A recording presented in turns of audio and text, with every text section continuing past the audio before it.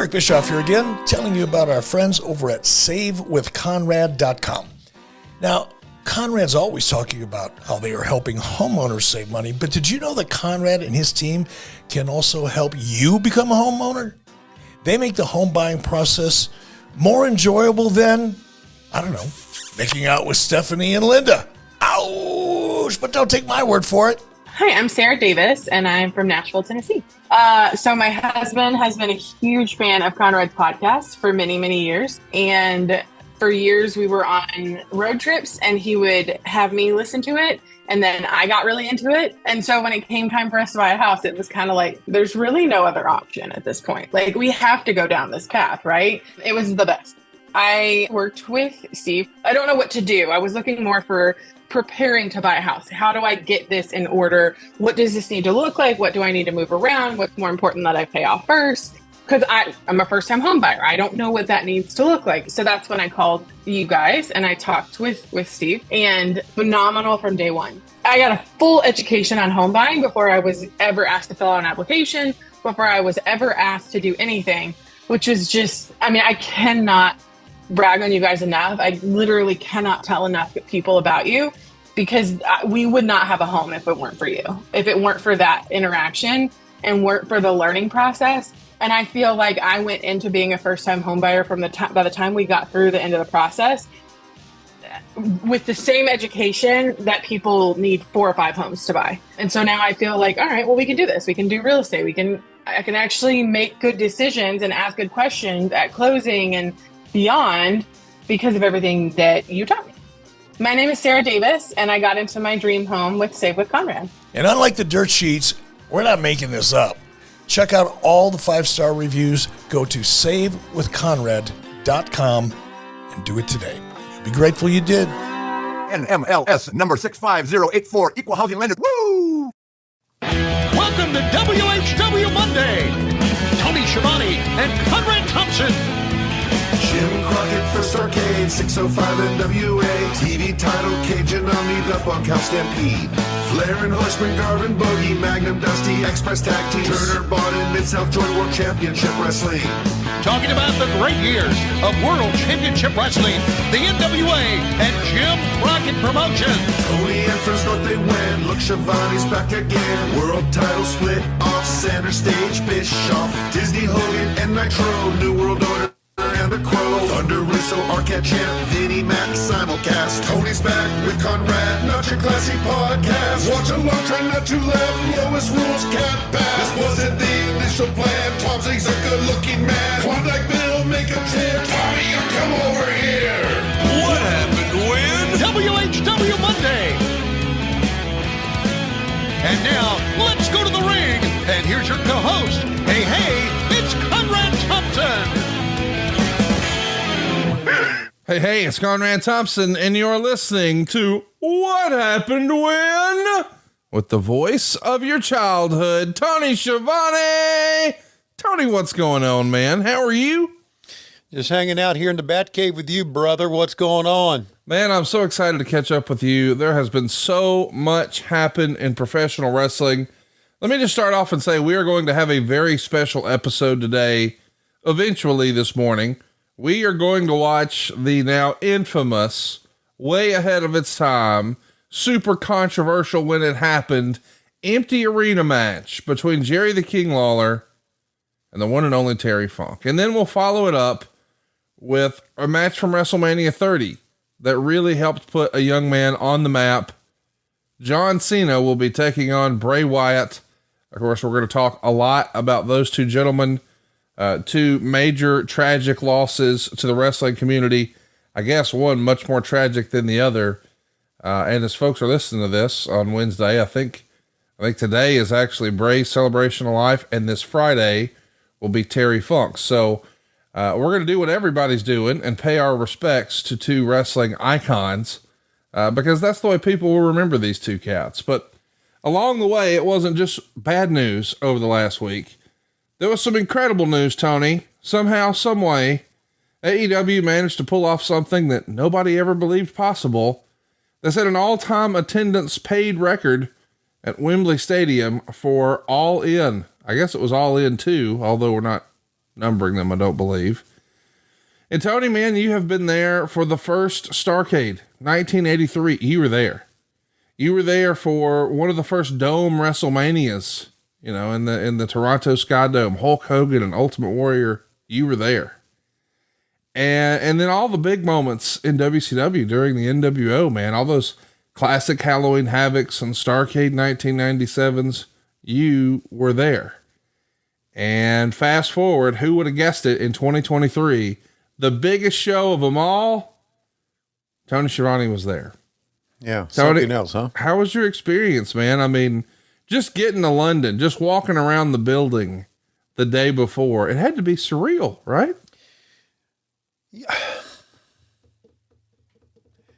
It was, but backstage, where my job is, I don't want to downplay how big the event was because, my God, and there's been pictures put out there of me standing in the ring and the fans being so kind and so receptive and even singing my name. And that's what made it special. But how do I say it? It was, to me, it was just another wrestling event. Does that make any sense to you? Yeah. Backstage? Sure. We did the same thing. We, went over stuff.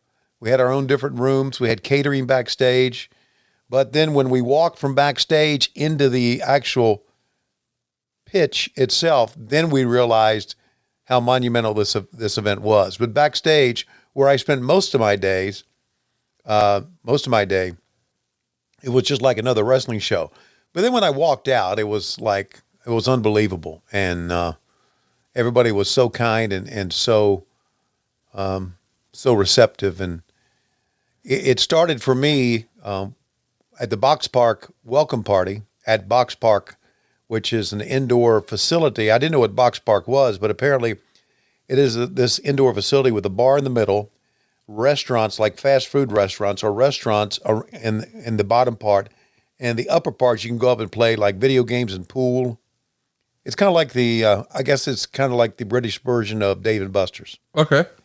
And so we had the box party, and that's where I got really to meet a lot of the people. And that was pretty special. It was pretty spectacular. And they were very, very nice. We had such a great time. And so I walked away from there thinking, wow, man, we really did something that none of us expected to do.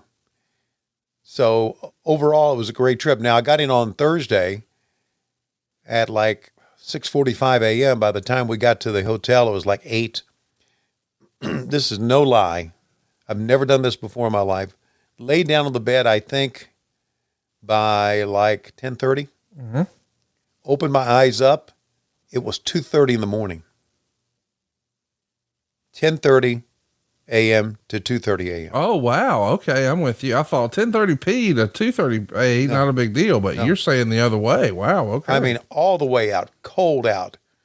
So I got up, looked at my phone, thinking this can't be right. Right. Looked on the world clock, and yeah, it was right. It was London time. Got up, took my medicine, walked around in a circle and peed, checked my messages, went back to sleep.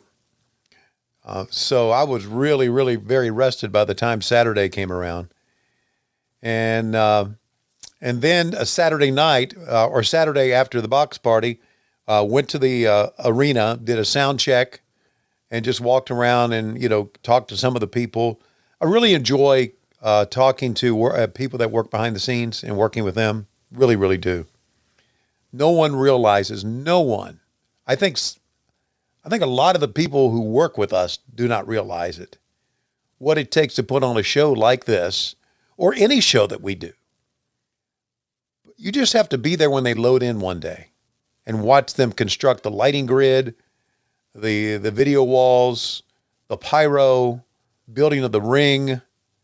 It's amazing, amazing organization that goes into this. And so I got there on Saturday, and they were rehearsing some of the entrances on Saturday, and I was kind of involved in, making sure the guys got there for their or to practice the entrances. So I got to do that, and then afterwards, me and Chris Hero hung out for a couple of hours, just sitting down and have some coffee or something and talking about wrestling for 2 hours. He's like the nicest guy ever, isn't he? Such a knowledgeable guy about wrestling, and he loves it like almost nobody I've ever met.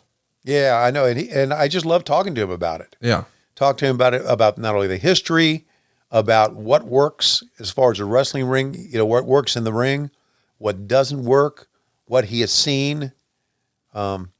So yeah, I've developed a very good relationship with Chris, and not only that, I've said it to him, and I know I've said it to you, that he's a hell of a coach, man. He knows his wrestling, and he's a very positive, good guy, and great hire by Tony Khan. So that's what I did on Saturday night.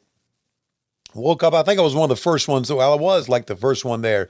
The shuttle started between the hotel and Wembley Stadium at 9:30, and I was on the 9:30 shuttle, and I was the only one. So I got there early and hung out in our rooms, and then just did some work until the show started. And then when I walked out, it's like, holy shit.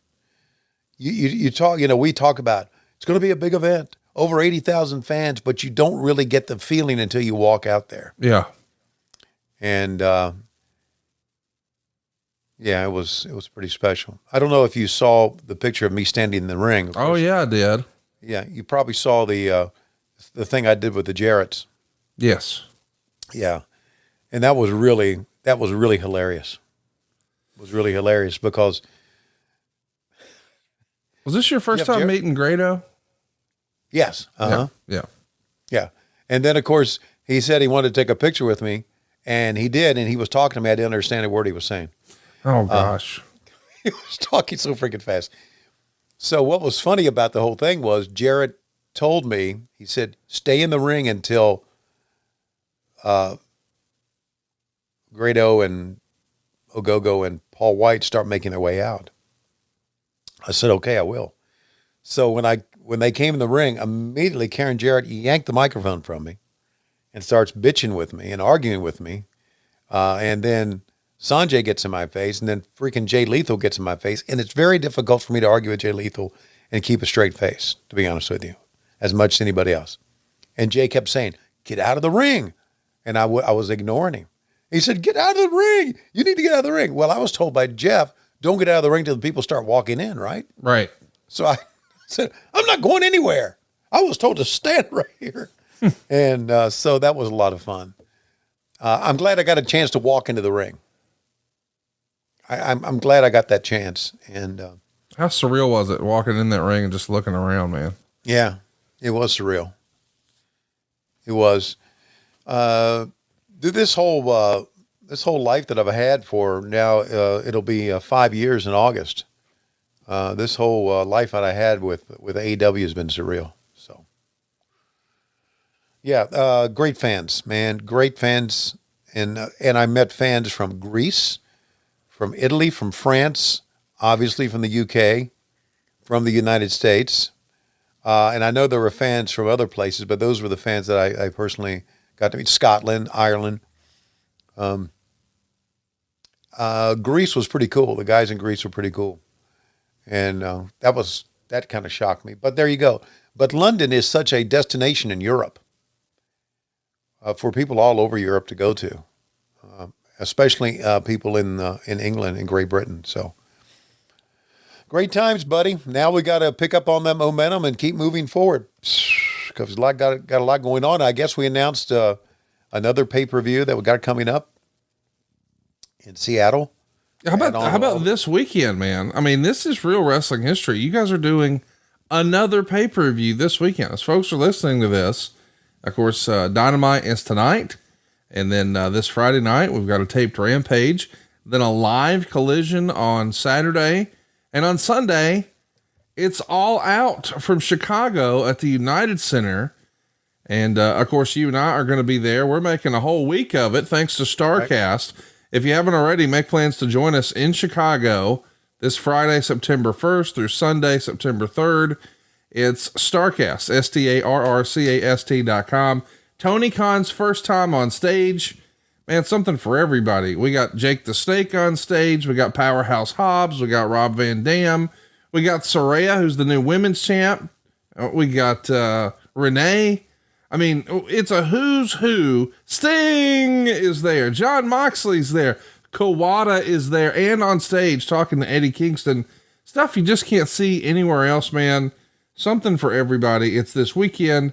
Grab a bracelet, meet your favorite stars of today and yesteryear, STARRCAST.com. And if you can't make it to Chicago, of course, you can watch all the panels because we've got 2 stages this year, Tony. Last year, we only had 1. This year, we've got 2 stages, just nonstop panels on Friday, on Saturday, and on Sunday. You can catch it all on the Premier Streaming Network. That's StarCast on Premier.com. I saw somebody online, Tony, say, Oh, God. if you guys are going to do this next year, because it does seem like you've already announced that you're going to keep your Labor Day weekend tradition in Chicago with All Out. Yeah, right. But Tony, of course, has already announced we're coming back to Wembley Stadium. Maybe next year, you should call this week All Week. I thought that was pretty good. Yeah, that is cool. I mean, all week, because you got a Friday, a Saturday, a Sunday, and then a Wednesday, Friday, Saturday, Sunday. I mean, really, you Right. take off Monday, Tuesday, but other than that, it's all week. That's pretty good. That is pretty good. For us backstage, probably should call it All Worn Out. Well, there you go. I was really wondering about that because I know that it's a hike to get over there, and Yeah, it's a it is. hike to get back. And then it feels like as soon as you get back, okay, now we're wrestling in Chicago. All right, 2 days off. Now we're doing it again. Okay, now let's get up for another pay-per-view. Like, the momentum in wrestling and life and business can be real, but the exhaustion can too. I mean, I think the old famous line was, all that matters is the money in the miles. And you Yeah. get to sort of live like a wrestler with the brand new game, WrestleQuest. WrestleQuest from MegaCat Studios is now available. WrestleQuest is a love letter to classic role-playing games, the pixel art of our youth, and the golden era of pro wrestling. Powerbomb your way through a massive game where the worlds of toys, action figures, and wrestling collide. This is a sweaty, spectacular pro wrestling take on the cherished Japanese role-playing genre.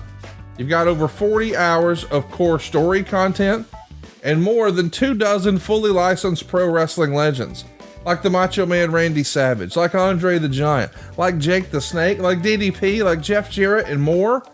When I say more, I mean it. How about the Road Warriors are in this game? This is Bruiser Brody's first ever game. The list spans decades and various promotions featuring some of the best talent from all over the world. And more than just statues, each legend has their own side quest. Players can earn their wrestler's signature gear or the right to call upon their finishing moves in combat. In some cases, the wrestler can even join the player as their manager. You can cut promos on your opponents before fighting them in the ring, customize your walkout routine, pick your theme music, your pyro, all the effects. WrestleQuest is available now for PC, consoles, and mobile. That's WrestleQuest for PC, consoles, and mobile. I can't wait for you to check it out. I'm in the game. Can't believe that's a thing. Tony, I mean, you're hold on. Don't say that and try to go to the next subject. Okay. So do you have tights on? Are you wrestling? No. So, they're trying to make it true to life. All right. So Then they would give you the belly bump as a finish, wouldn't I they? have a podcast studio and the wrestlers come on and handle some of their beef on our podcasts. Oh, that is so freaking cool. Isn't that fun? Yeah, that is cool. Hey, I want to mention about, I said All Worn Out in Yes. our travel. A lot of people don't give a shit about That's this. a great new t-shirt available now at lowestrules.com. All worn out. Yeah. But yesterday, now we're talking like 10:45 a.m. British Standard Time, or whatever it's called, in London. We board the plane, and then we're told that air traffic control is shut down. I don't know. That was a headline yesterday, I think, that air traffic control. So we sat on the airplane for 2 hours, thinking we may never get out of here, but we do finally get out. The flight is 9.5 hours, and I get to Hartsfield Jackson, which, by the way, let me say, of all airports that I've been in, and I've been into many, it is the absolute worst piece of shit I've ever been in my life. Okay, The Atlanta airport? What's that? The Atlanta airport, you're saying? The Atlanta airport, just absolutely, just so piss poorly run. And let me put it this way. It can't handle the traffic it has. Right. So as I'm walking a long way to go to the border patrol or whatever it is, border customs, I hear these two guys from Great Britain behind me.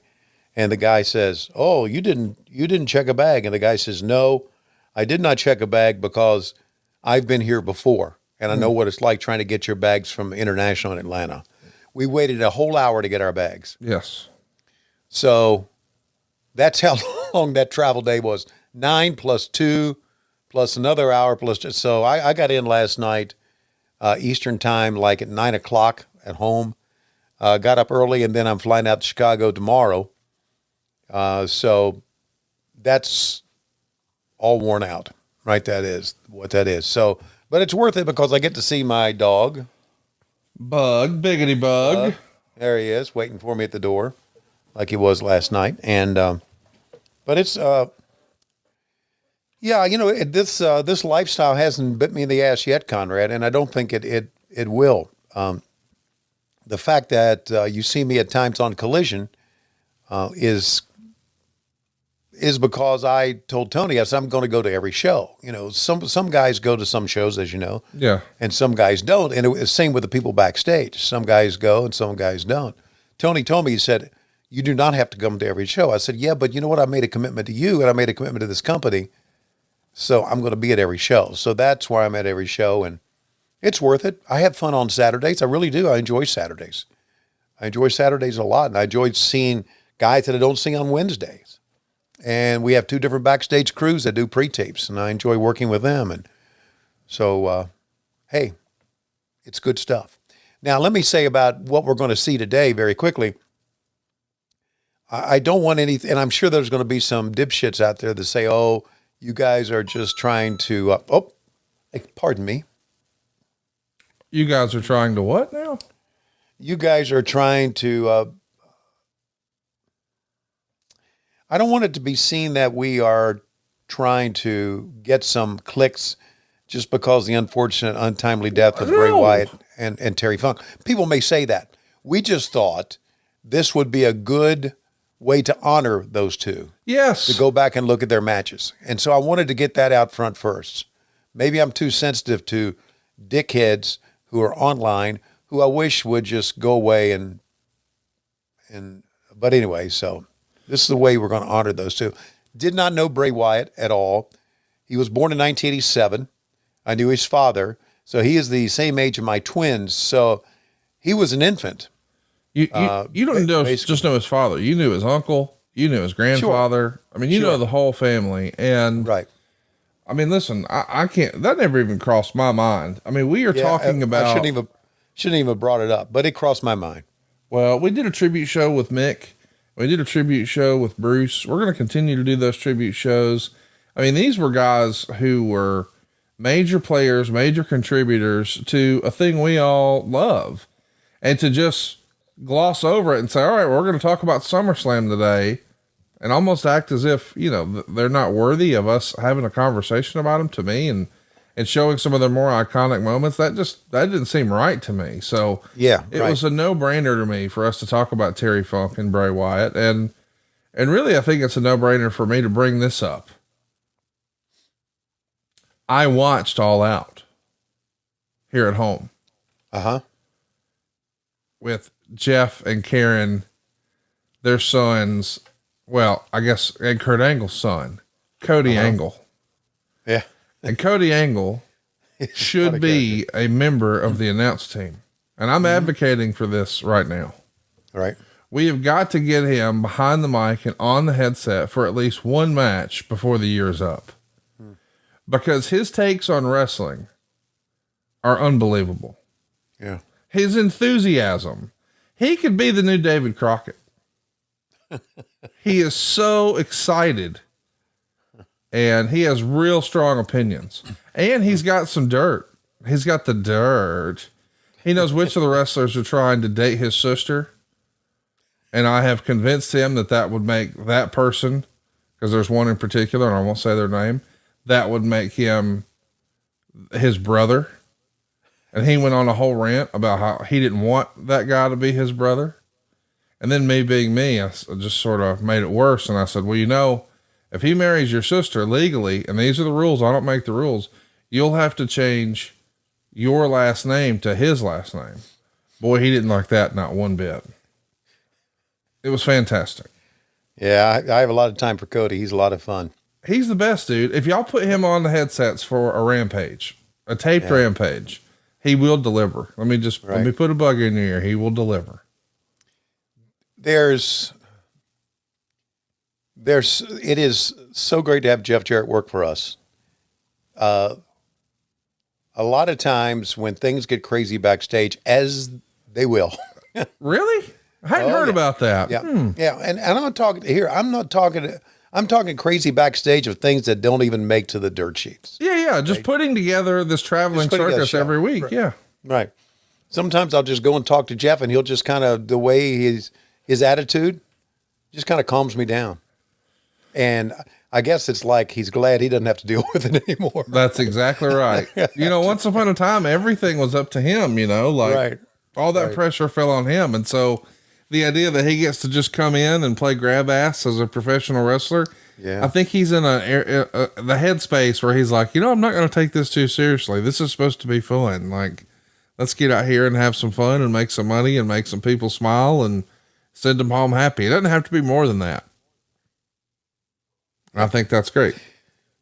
I think that's great too.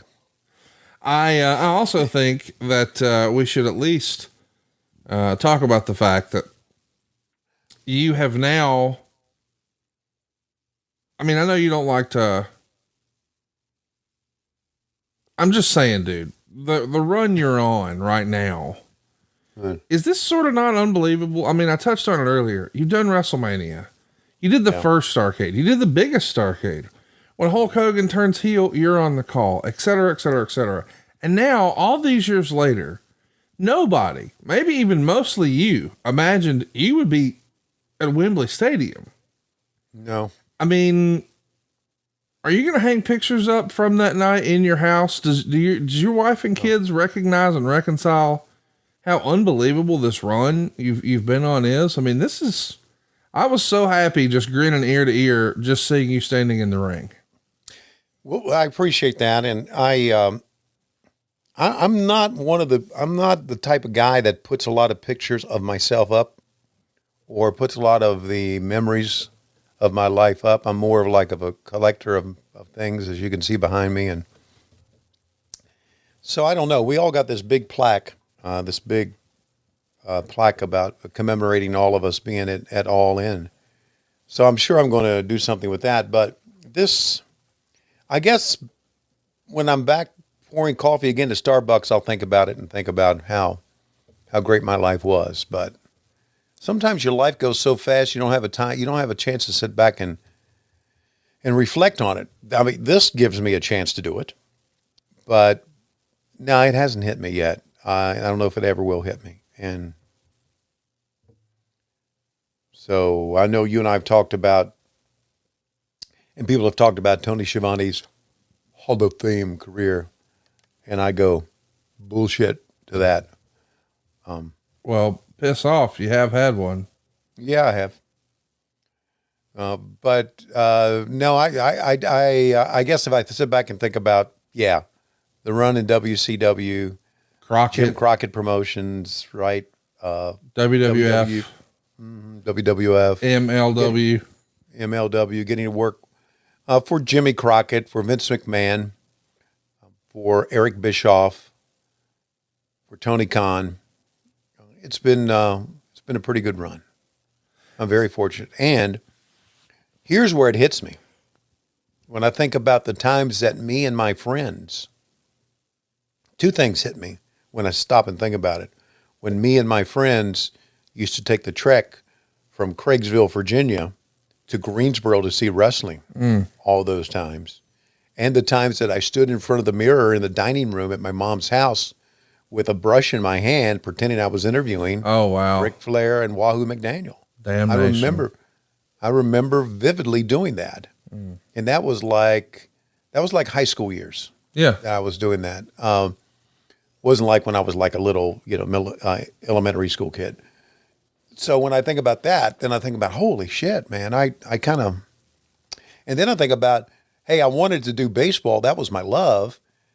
And I did get a chance to do baseball. I was on the Braves network, and I did some of the Braves games in spring training games on the Braves network. I did the Braves AAA team. Got to know Bobby Cox real well, Brian Snitker real well, a lot of the Braves I know. So I've kind of succeeded in doing what I wanted to do. Kind of. No, man, you did it. You're proof. You're a living example of people following and pursuing their dreams and damming their torpedoes. Here we go. I think a lot of it too, Conrad, is timing. Yeah. As far as your life, because the job that I do right now is so competitive now, the announcing job, and there's so many people that want to be a wrestling announcer now. Back then, that wasn't the case when I first started. Right. Because wrestling was not viewed the same way it is today. So, timing, a little bit of luck, a lot of hard work, a lot of good people, and a podcast called What Happened When. And thank you guys for all of your support. We have had such a blast talking with you each and every week, trying to make you laugh, doing stupid, silly shit, and we're going to keep doing more of that. Before we start our playback, because we are about to watch two pretty iconic matches, one maybe more infamous than another, but boy, that second one really put a young guy on the map. We're of course talking about Terry Funk in his empty arena match and Bray Wyatt's WrestleMania debut. I wanted to ask you about the 6-man, the Stadium Stampede. What a crazy spectacle that was. I mean, the violence was off the charts. It was just complete and total chaos. But as we know, it changed in the last week. Like originally it was 6-on-6. It was the Best Friends with Chuck Trent and Orange Cassidy taking on the Lucha Bros and Eddie Kingston. For whatever reason, Ray Phoenix wasn't able to make it over. Of course, he received a big beatdown on Wednesday's television show. But there were 3 mystery partners that were teased to tag with Claudio, John Moxley, and Wheeler Yuta. And we got some questions online. Hey, who was supposed to be the other 3 guys? Do you recall? Yeah. I just remember it being Santana and Ortiz. I don't remember who the third man was. And the reason is because I didn't ask. Right. There's a lot of times that if you don't ask, you're not told. I got you. Which I really don't appreciate sometimes. I wish some people would come out and look for us. I did not know the finish of any of the matches. Good for you. That I called. Did not know the finish any of the matches. I could have by going to the coaches or going to the talent themselves or even going to Tony and asking, I would have been told. But I prefer not to know.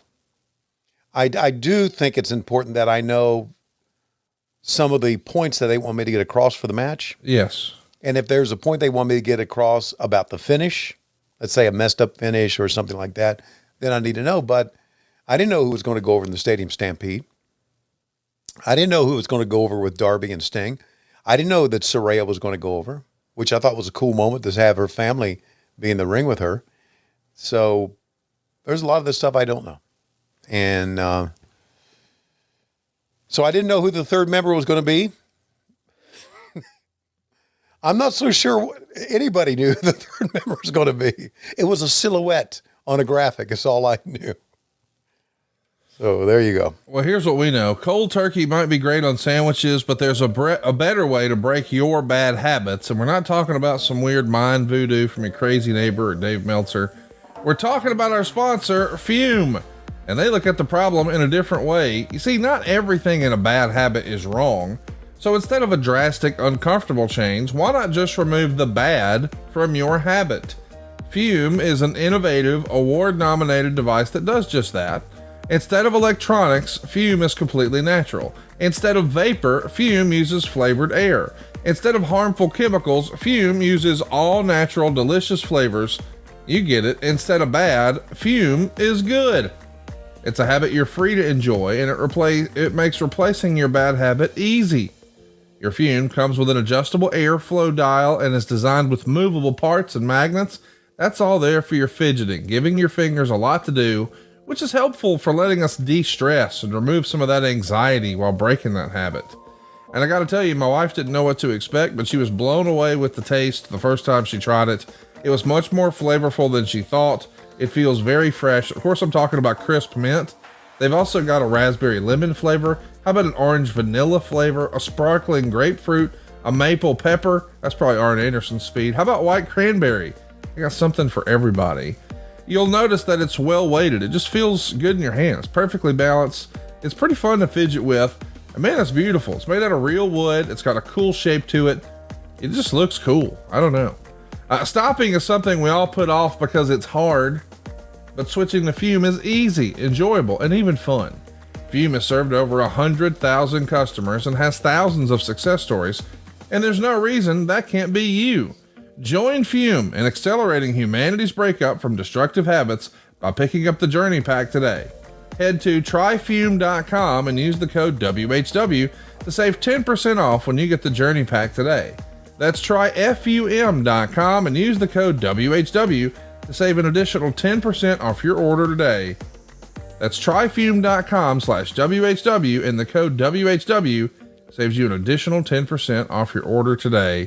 So Tony, without further ado, man, I'm ready to get locked and loaded here. We're about to watch the empty arena match. This happened on April 6th, 1981 at the Mid-South Coliseum. So this is years before there was a Starrcade. This is years before there was a WrestleMania. Territory wrestling is alive and well. At this point, Terry Funk has already been and then relinquished the NWA World Heavyweight Championship. He won it back in 75. I believe he dropped it in 77. And now he's won the biggest match of his career, the biggest win of his career. He got his wife Vicky back. So he's going to bounce around and travel the different territories, bringing her along every chance he gets. One of those territories, of course, Jeff Jarrett's daddy's territory, the Jerry Jarrett territory in Memphis. Of course, Jerry's top star and partner at the time, the one and only Jerry the King Lawler. And this is a unique concept because Funk had so much success all over Texas, so much success over in Japan. He really blew up Florida with Dusty. But whenever Terry Funk, a former NWA champion, comes to your territory, he's going to work with your top guy. Right. And that, without question, in Memphis was Jerry the King Lawler. Well, these guys have a feud. Things really come to a head. And he's tired of having all these fans give Jerry Lawler a unfair advantage. So he challenges him to an empty arena match. They have a ring set up inside the Coliseum. And it's just these two guys, a cameraman, and the one and only Lance Russell. Have you seen this before? No, not at all. I can't wait for you to see it. We're going to track quite a bit of this because, you know, this is as old school as it gets. And then we'll, you know, add our 2 cents along the way. Watch along with us, won't you? You can do that over at WHW on YouTube.com. That's WHW on YouTube.com. Our man Dave Silva has us locked and loaded. We'll give a little countdown for him, and then away we go in 3, 2, 1, play. Just, huh? Yeah, sure. That's okay. Yeah. I just want to do an opening in case this crazy thing comes off. And then if it does, we've got something. If it doesn't, all we've lost is a little time on it. So, let's see. I guess we got enough light and everything. We can pick it all down. And we'll just, I don't even know that either one of them going to show up. Lance Russell is smoking a cigarette right here on TV. Cigarette. Give me a countdown, will you?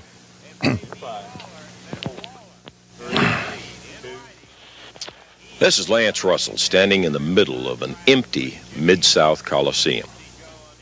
I think most wrestling fans know that Terry Funk, the former NWA World Heavyweight Champion, issued a challenge to Jerry Lawler to meet man to man. Of course, Funk had accused Lawler of having homer decisions in his battles with Terry Funk previously and with brother Dory Funk Jr. and so forth. He said, no fans, no officials, No police, nobody, you and me. I guess you just have to call it what he's looking for as a shootout. He made the challenge, asked me to deliver the challenge publicly so that it would be on record that he had challenged Lawler. Jerry Lawler later said, set it up. And so here we are. We're in the Mid-South Coliseum, 11,300 empty seats. And that's all that will be here to witness this particular bout, with the exception of myself and cameraman Randy West. Funk asked that there be a camera and a tape crew here so that we would be able to have a record of his demolishing Lawler in the event that it takes place. It's right now 10 minutes to 1. The time that was set on it was 1 o'clock. Neither of the participants are here at this time. We will just have to wait and see. If it takes place, you'll have a record of it. If it doesn't, then you will never see this. Let's just cut the camera off now, Randy. We'll wait. If they show up, we'll do it, okay? And Lance will have another cigarette. Here he comes. Here he comes. Look here. Here comes Terry Funk. Yeah, okay, let's go on it.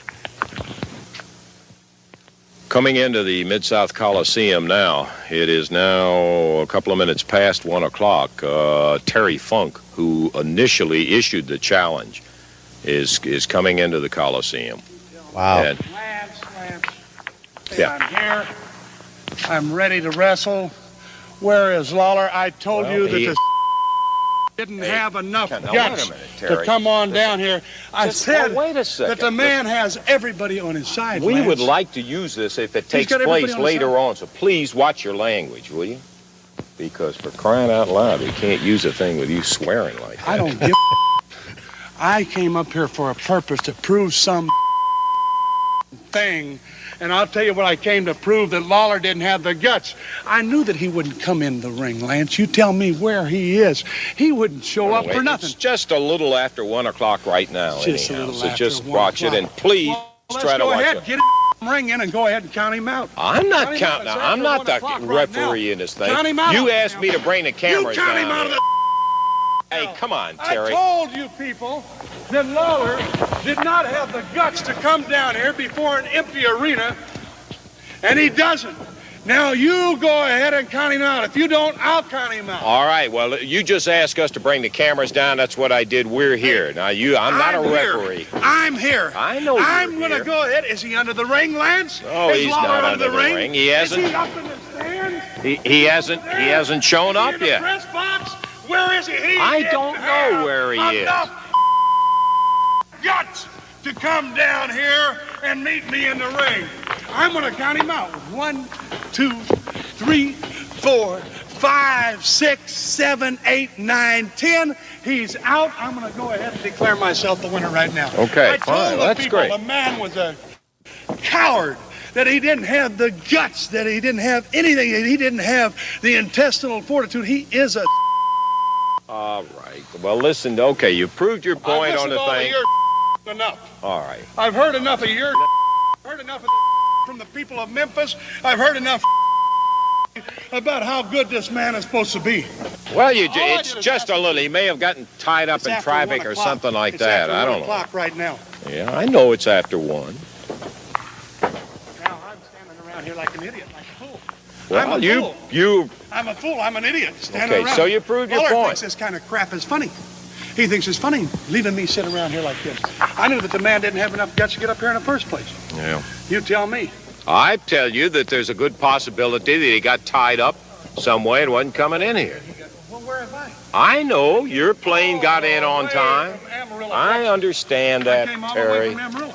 Yeah, I know that. Why don't you go ahead? Why don't you think you're on his side all the time? Hey. Why don't you go ahead and come up in here? I'd like I'm to have not. a little Listen, sparring now, partner. I'm not I'd like to interested have a little in that. practice Will with you knock that stuff off? I'd like now? to have- Look, you're the one don't that. tell me what the Hey, hell hey, to do, come on. man. You Okay, don't now tell look, me what Terry. the hell to do. You asked me to I'm a come down professional here. and an I athlete, understand. and you treat me with Hey, respect. well, wait. Just I You didn't. treat me with Okay, respect. I didn't. I wouldn't mean anything personal by it, except give the guy a chance. It's just a couple of minutes past the time.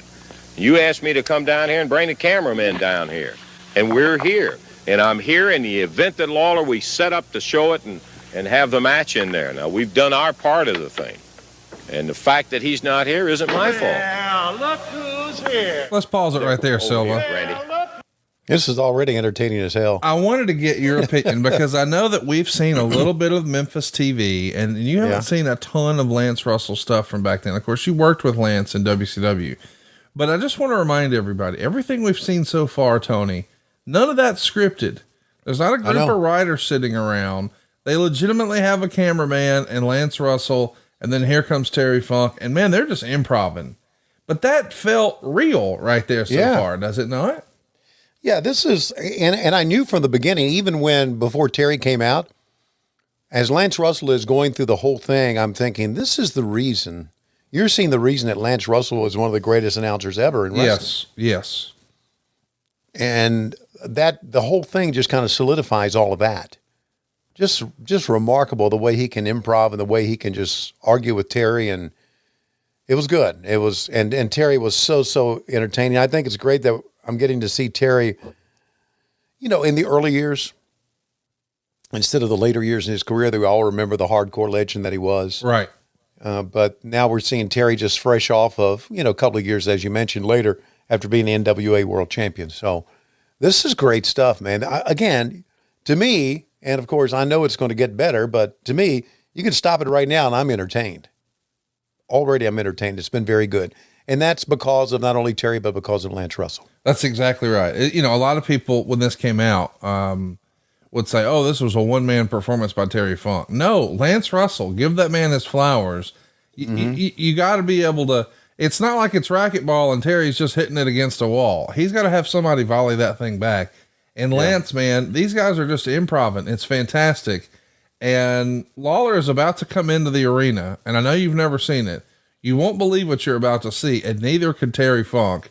Okay. This is going to be fun. Let's roll that footage here, Silva. Here we go. Who's there? Well, if it isn't the clown. Okay, I'm going to get over here and get... I'm going to get... Hey, Lawler! Come on up here. I'm going to break your crown. I'm going to break his crown, Lance. Look at that fool. Look at that idiot. Don't you realize that there's nobody here? You jackass. You're nothing but Jerry Lawler in his regular wrestling attire with a crown and the cape. I can't believe he had the guts to show up. He's here, Terry. I can't believe that he had the guts to show up. Well, he's here, and he is obviously ready to go. He's got his full attire, and he is set. Come on, Lawler. Come on. We're going to get back over to... See what you're made of. Come on. Come on. What do you got in there? What do you got in there? What do you got? A gun or something on you? You got a knife? You got a knife on you? You got a gun on you? What have you got on you? I need a gun for you, Funk, no knife. I need nothing. Get back around the table here. Well, here he comes, ladies and gentlemen. Come on in the ring. We waited and waited. There ain't no referee here. Come on in the ring. That's right. No referee. No officials. Jimmy Hart's not under the ring. Look up in the stands. Nobody's up in the stands. Nobody's here that's going to help me, and there certainly isn't anybody here that's going to help you. You idiot. Terry Funk already in the ring. Jerry Lawler now coming up to the... That's all you are. And we'll just have to take care of the language on this thing. Funk is just raving. I'll give you a chance right now. I'll give him one chance. You can go ahead and you can get out of here right now if you want to. I'll give Funk you one telling Lawler he'll give him one chance. He can leave right now if he wants to. There's no officials. And you admit to him that I'm a hell of a lot tougher than what you are. Go ahead, get on that microphone. Terry Funk trying to get Lawler to come say that he's giving it up. I don't need to talk, Lawler. I don't need to talk. Don't worry, I'm not running my mouth. I asked for this, not you. I asked for it. I'm here. Well, I'm right here, too, Lawler. Well, they're both in the ring right now. Unbelievable, 11,300 empty seats. Terry Funk. Jerry the King Lawler. Up, Funk just spin it, Lawler. All right, so we can kill the audio for a minute.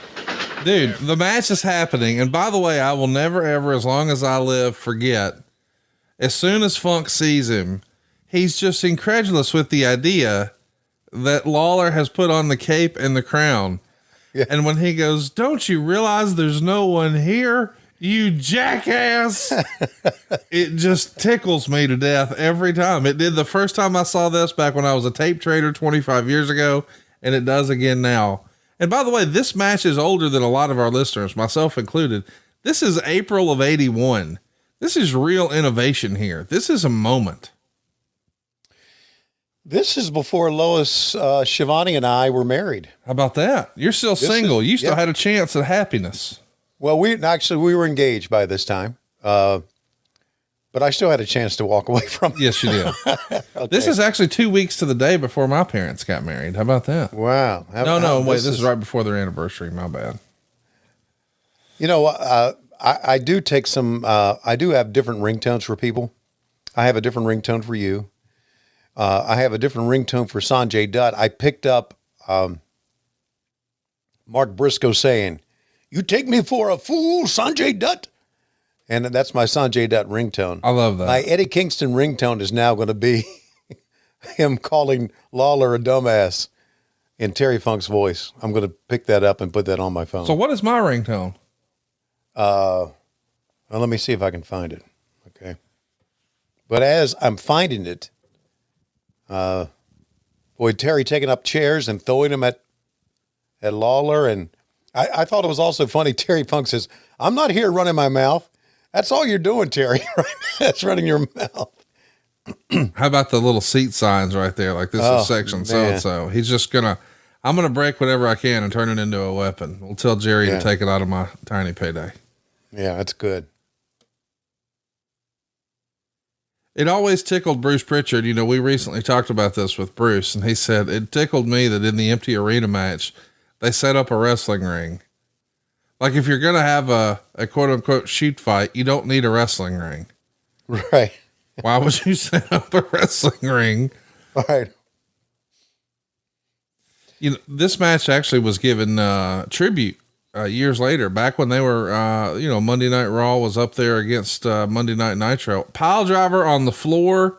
Wow. And I thought that was a security guard because he's wearing a yellow shirt, just making sure nobody ran in, but he slid into the frame with a camera. So this is they're still a photographer.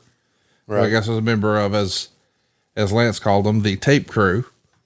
Right. But they paid homage to this during a Super Bowl Sunday Night Heat. It was the world title match between The Rock and Mick Foley. They redid this, an empty arena match. And Foley talked about how, you know, they had he had the office send The Rock a tape so he could see this match. And The Rock said, "Well, there's only one problem, Mick. The match was the shits."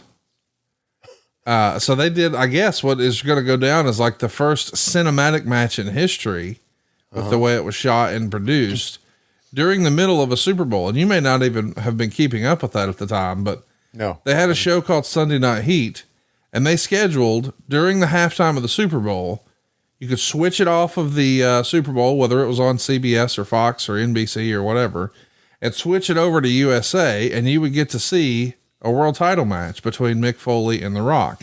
And it was an empty arena match in the same style we're looking at here, except, you know, they would show you some POV shots and things like that, but it was for the WWF world title. And I thought that was pretty innovative that it happened during a Super Bowl, but also too, it was, he's going after Lance Russell. Let's track it here. I got the microphone over here. You asking? Lawler. Hey, you watch this? Watch this? Watch this? Come on, Terry. It's all over with. Terry Funk climbing back up in the ring right now. Like he's got something in his hand. He's got a weapon here. Funk with the put the ape. Come on. Come on. This is the best part. Put that Come on, Terry. I'm gonna get his eye. I got his eye. Come on. I'm gonna get his eye. Don't tell me. Well, beat him You with your trying to get hands. in Don't there? use that. I feel like you do.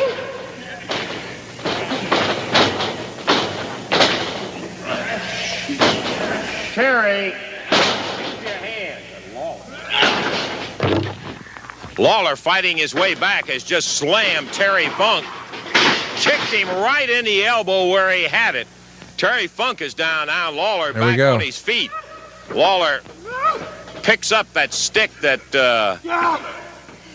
Terry Funk had.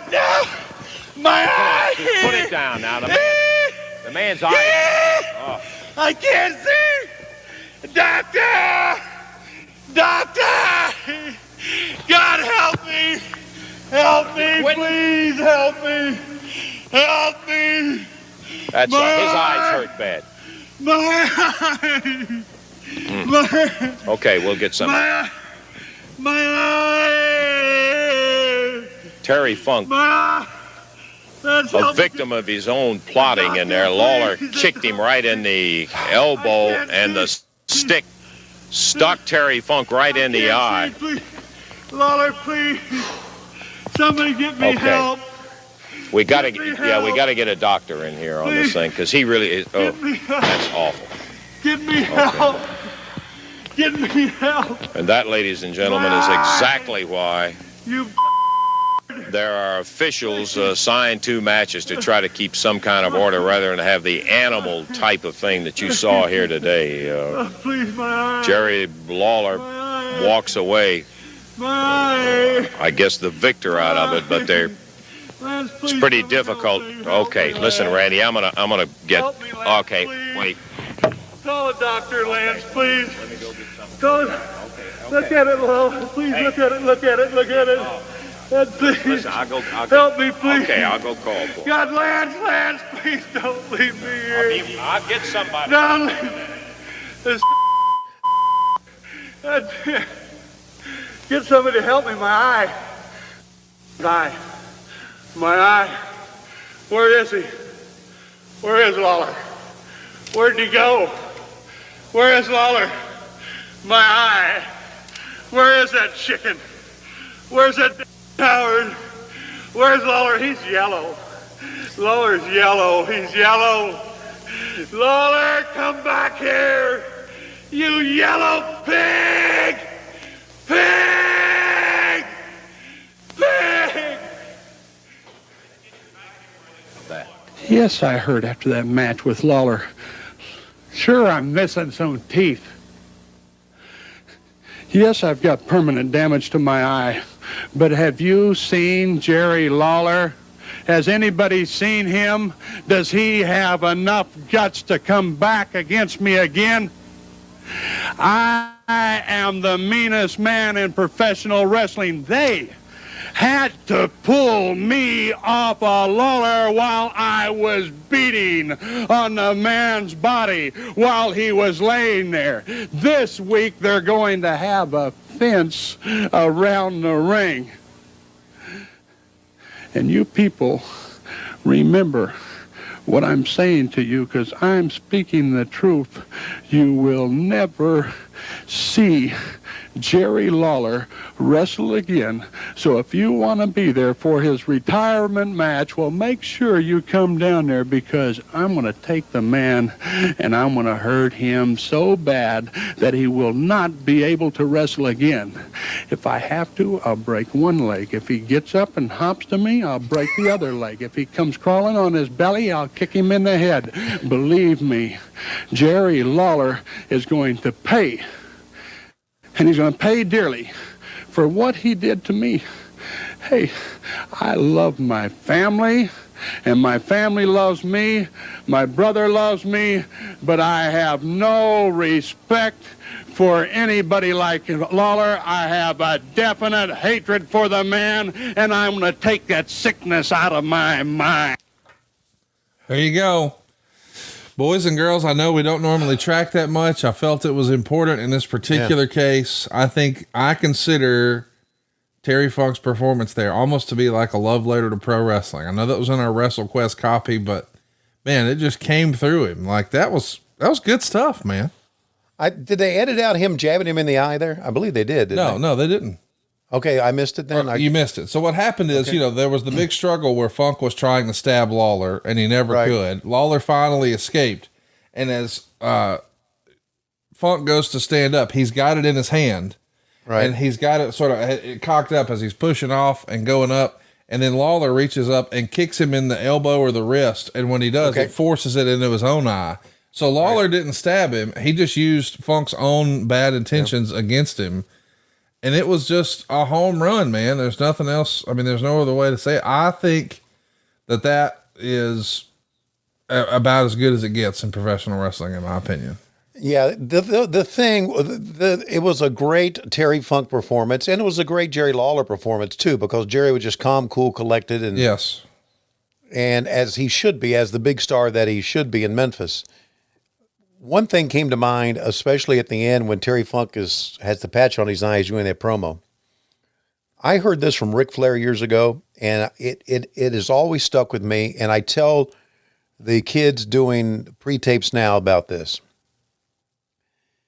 Ric Flair said, "We are heels. We lose and we lie about it." Yes. And that's what Terry Funk was doing. And I tell the kids sometimes, they'll get in there and they'll do a pre-tape and they'll say, "You know, you beat me one time before," but I said, I'll do cut. I said, "Don't admit to losing. Admit to, the last match we had, I gave you all you wanted. You know what I'm about now. So never admit to losing if you're a heel. Yes. Don't. Just freaking lie about it." And that's one of the things that made Ric Flair and the Horsemen so great. Even the Hogan NWO era, he'd get his ass kicked on pay-per-view and come out the next day and say, "I mopped the floor with him." Right. I mean, we all know it was bullshit, but right. That's what it took to sell tickets. And I'm sure, those guys, they slept snug as a bug that night thinking, man, we did our job. And if you're looking to sleep that well, can we recommend that you get the right temperature? Did you know that your temperature at night can have one of the greatest impacts on your sleep quality? You see, if you wake up too hot or too cold, I highly recommend that you check out Miracle Made's bed sheets. Inspired by NASA, Miracle Made uses silver-infused fabrics and makes temperature-regulated bedding so you can sleep at the perfect temperature all night long. By using these silver-infused fabrics inspired by NASA, Miracle Made sheets are thermoregulating, designed to keep you at that perfect temperature so you sleep better every night. These sheets, believe it or not, are also self-cleaning. Let me explain. Because they're infused with silver, they prevent 99.7% of bacterial growth, leaving them to stay cleaner and fresher 3 times longer than other sheets. No more gross odors. They're also luxuriously comfortable.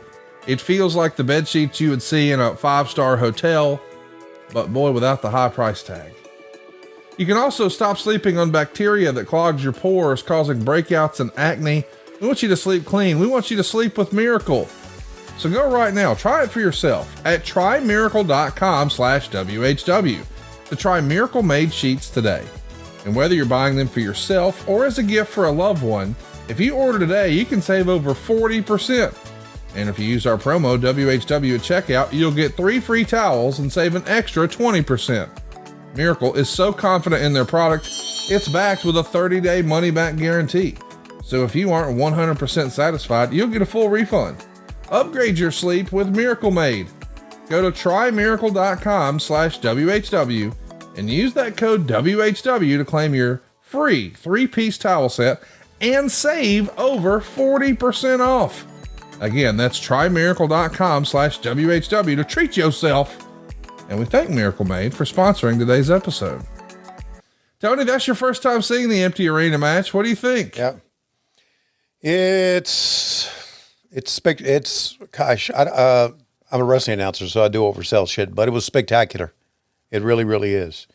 By the way, I've just been texted by Britt Baker, who tells everybody hello. Well, there you go. Hello, Yeah. Mrs. Baker. And by the way, here is my text tone for Conrad Thompson. Okay, here we go.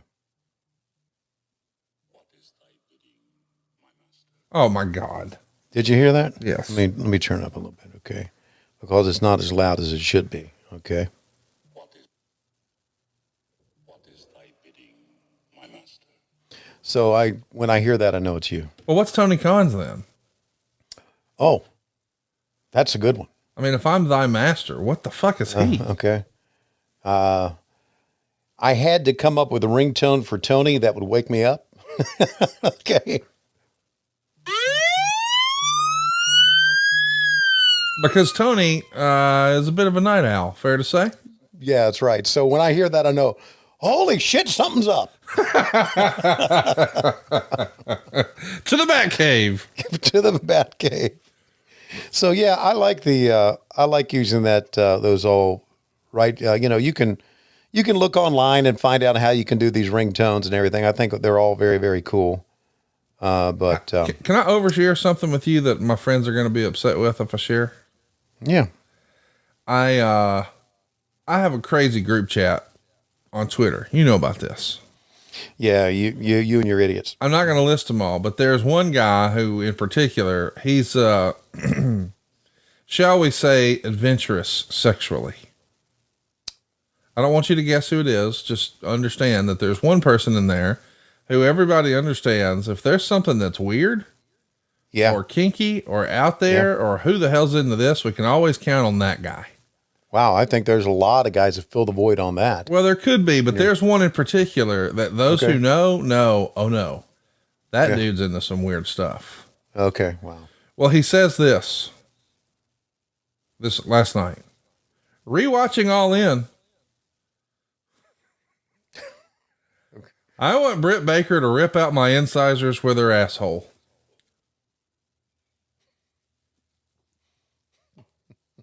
I don't even think that's possible, pal. I'll be honest. I don't think. No, but it would be a hell of a try, wouldn't it? Dude, if that could happen, can you imagine if you could just forcibly remove incisors? Well, that should be on America's Got Talent right there. Yeah, you wouldn't even file insurance for that one. You'd just say, that's worth it. I mean, how do those words have never touched before? No, that's, when you think about that. That's someone who has sat down and thought about that before, you know? We often say in wrestling, there's nothing original anymore. No, right. That's original. Yes, Never in the history of ever have those words touched. Wow. Right. But I don't know, man, to each his own. And the idea that we're even talking about it right now might give him a Woodrow. That feels like a good time to remind everybody that today's episode is sponsored by Blue Chew. Let's talk about sex, shall we? Remember the days when you're always ready to go? Back, I don't know, around Starcade 83. Well, now you might be all worn out. So you can increase your performance and get that extra confidence in bed. Listen up, BlueChew.com. Blue Chew is a unique online service that delivers the same active ingredients as Viagra, Cialis, and Levitra, but in chewable form and at a fraction of the cost. So you can take them anytime, day or night. So plan ahead or be ready whenever an opportunity arises. The process is simple. Sign up at BlueChew.com. Consult with one of their licensed medical providers. And once you're approved, you'll receive your prescription within days. Here's the best part. It's all online. That means no visits to the doctor's office, no awkward conversation, no waiting in line at the pharmacy. Blue Chew's tablets are made in the USA, prepared and shipped directly to your door, all in a discreet package. But there won't be anything discreet about your package. And seriously, it's going to get you hard. How hard? Harder than real glass, baby. Cry me a river. That's how hard we are. Blue Chew wants to help you have better sex. Discover your options at BlueChew.com. Chew it and do it. And we got a special deal for our listeners. Try Blue Chew free when you use our promo code WHW at checkout. Just pay $5 shipping. That's BlueChew.com. The promo code is WHW. And you get your first month free. Visit BlueChew.com for more details and important safety information. And we thank Blue Chew for sponsoring today's podcast. And Tony's Wiener. Tony, tell the truth. You got hard as hell in that ring on Sunday, didn't you? I mean, just looking around, seeing all those people chanting your names. Little button on the fur coat. Boop. I don't think literally I did, but figuratively I did. I mean, you had to think, I'm a damn good looking man. Lois better take care of me when I get home. Look at all these people. That was the furthest thing from my mind. Love my wife, but I wasn't thinking about her at all. Yeah, there you go.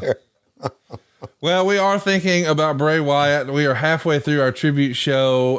Any final words on the empty arena performance by Terry Funk? That was masterful, wasn't it? Yeah, I just like to say that I did not get to work with Terry Funk enough. I've told the story before, and someone asked me about a Terry Funk story backstage this past week. And I said, the only thing I can say is when I came back to WCW from WWE, Terry Funk and Chris Cruz were doing Worldwide. Jim Hurd told me, he said, you're going to do Worldwide. Who do you want to be your color man? And I said, you know what? Let me think about that. I know that Chris and Terry Funk were a pretty good team, so I'm not so sure.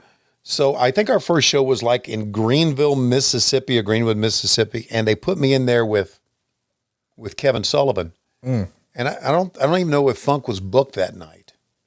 And so they stopped using Terry Funk on Worldwide. And I remember thinking, oh, Funk's going to be really pissed off at me, thinking I'm the one that got him thrown off. So when I first met Terry Funk backstage, I went up to him and I said, Terry, it's great to meet you. I just want to let you know that you not being on Worldwide and he went, you no good son of a bitch. I know it's a bad Terry Funk impersonation. You're the motherfucker that got me kicked off. And he just fucking smiled and laughed. And almost every time he saw me, he called me no good son of a bitch that got him kicked off, which was hilarious because he was such a good person and so fun to work with that we had a pretty good relationship since then. And when I think about the death of Terry Funk, I think about how, and I know I've talked about this with you before, but how I should continually stay in contact with the guys I worked with back in the day. Yes. Because time catches up with all of us very quickly. Believe you me, I know it. And, well,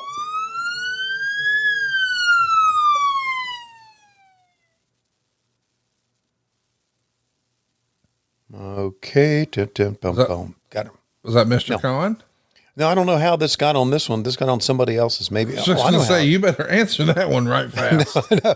Actually, that's just a regular text. Let me, and when I hit Mr. Khan's text, it ended up being my default text. So I got to change it. Yeah. So no, that was not Tony. I was thinking, boy. Yes, sir. Yeah. Yes, sir. I know, but it's just Taz. I get it. Okay, he's going to choke me out now. I'm sorry. I got to go. Okay. Boys and girls, we're having a lot of fun today. Hope you are too. We're not done. We've still got one more match to go. Tony, this is going back to 2014, almost 10 years ago. This was my first WrestleMania. It was in New Orleans at the Superdome. I traveled there with Clint from Hershey, our great friend Cassio Kidd, and the newest member of our little podcast squad, Cole Kubelik, who has a brand new show on the SEC network. And of course, you can catch him every weekend roaming the sidelines for some of your favorite SEC games. And wait, we got a Cole Kubelik on a podcast? Yeah, he started a football podcast with Podcast Heat. It's the Cube Show. So he's breaking down college football every single week now. Okay, I thought tell him a better name would be How to Fucking Cheat, Auburn style. Wow. Okay, I'll let him know. Okay, let him know. So without further ado, Tony, I don't think you've seen this match either. You weren't watching any wrestling in 2014, right? No, not at all. I was knee deep in the Georgia football and Gwinnett Braves baseball, and well, not yet Starbucks, but and WSB radio. Had a pretty healthy schedule back then, in that I would do a Braves game, and of course that was a night game, right? And then I would get home like at midnight, get up at 3 a.m., go into the radio station, do my report, get back at noon, sleep for 3 hours. And I had 6 hours sleep a night from noon to 3 and midnight to 3. And then we were on the road. I would do it thanks to the internet. I would do my report on the road. So it was, I wasn't watching wrestling. Well, in 2012, of course, we should mention Wyndham Rotundo, who we lost. His dad, of course, was IRS on TV, back with the $1 Million Man. And before that, he was a member of the Varsity Club with you over in WCW and Crockett, and a member of the NWO and all that good stuff. His uncle, of course, was Barry Windham, one of the greatest wrestlers that ever lived and a member of the Four Horsemen. His grandfather was Blackjack Mulligan, one of Ric Flair's best friends and just a true icon in professional wrestling. I mean, you grew up, Blackjack is a big part of your childhood and your fandom, right? Yeah, he was my favorite wrestler growing up, by far. It was one of those things where he was the hottest heel in the Mid-Atlantic territory by far, and he turned babyface and just did big business as a babyface. And the reason he was Jack Mulligan wasn't the greatest worker of the world. I mean, he was big and strong, right? He did a lot of good stuff, but nobody could do an interview but like Jack Mulligan. He was believable. Yes, he was. Yeah. And I don't know if that skipped a generation or what, but Bray is going to become one incredible promo. Of course, he first comes to the WWE and is on TV through developmental and then a part of NXT before that's a thing. And it's all about Husky Harris. And then he goes back down to developmental. This is in the Hulu era of NXT. And he recreates a character. He repackages himself as Bray Wyatt, almost like a cult leader. It's going to feel like something right out of Cape Fear. Maybe a nod to a few different characters in the past, but the rocking chair and the Wyatt family. And it was really impressive what they were doing down there at Full Sail. And then in, I guess, the spring, we'll call it May of 2013, right after that WrestleMania, we started to see those vignettes. So now nearly a full year later on the main roster in 2014, it's going to be Bray Wyatt's first WrestleMania. And that's what we're about to watch. And of all the people he could have been chosen to work with, the person who gets their number called for Bray is John Cena, the face that runs the place, the guy who's been on top for the last decade. And we know later that night would be quite an impressive moment when we would see Daniel Bryan win the world title. And it was a special moment, man. WrestleMania 30. You've never seen it. Let's watch it here. We'll do a little countdown and then we'll get going. And 3, 2, 1, play. So there we go. We got the big entrance from John Cena. It's WrestleMania time.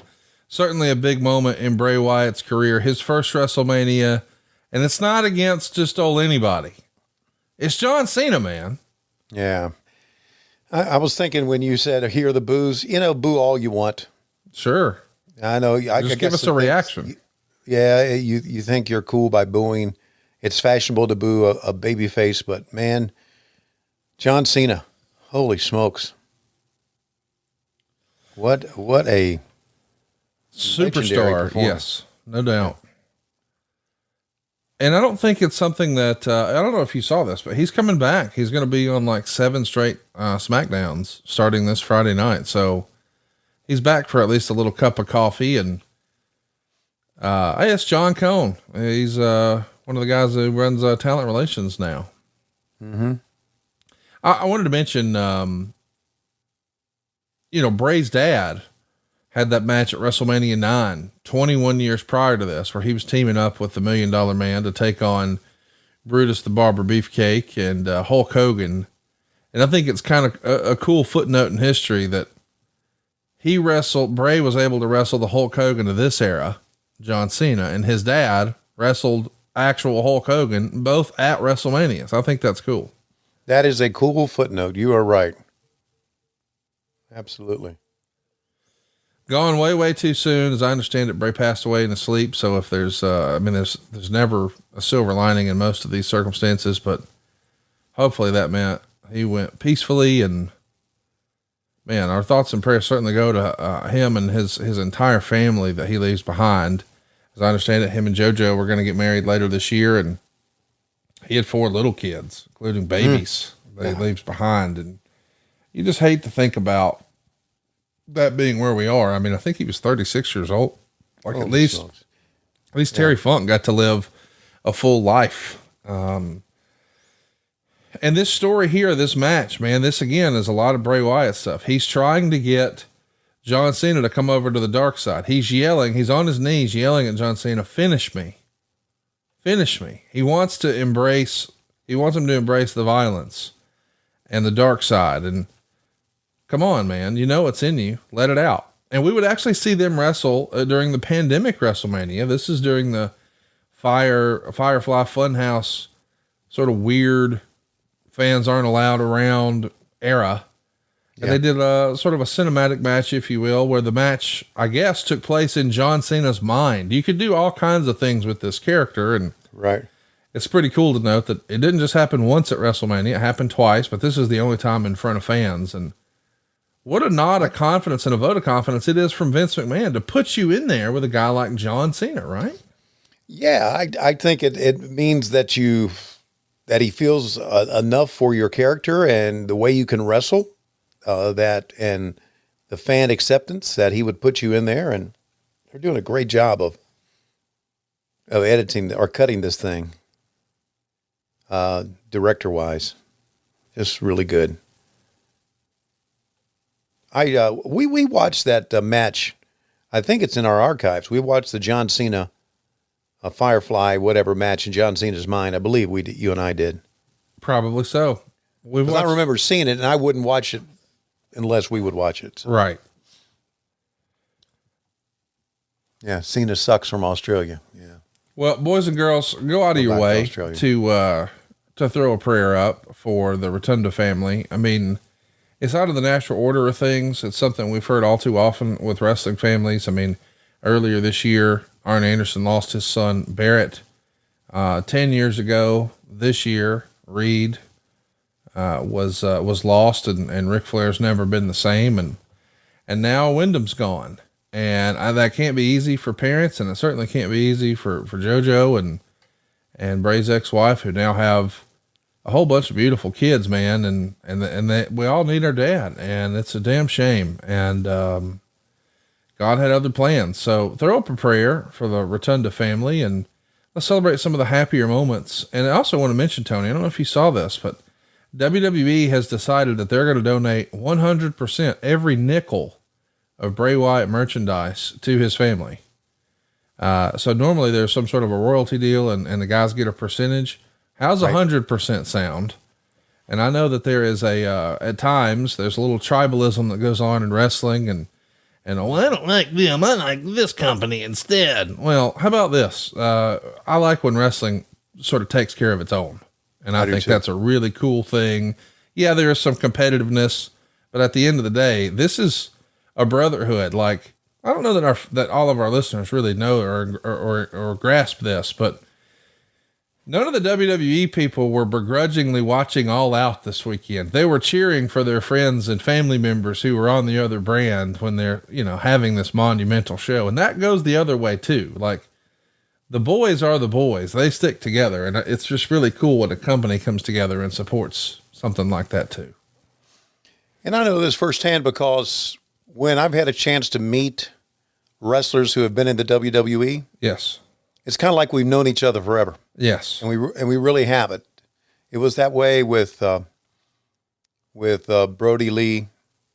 It was that way when I met John Cena backstage one time. We talked for a long time. When I met Saraya, Bryan Danielson, CM Punk, others that had come from the WWE to AEW, or others who were in the WWE before I even left. Yeah. Or before I even came to AEW. So yeah, I get it. You got to be backstage to get it. We are all one big family. We really are. And not everybody gets along, right? As you know, but it's still, when it comes down to, it's all of us together. That's right.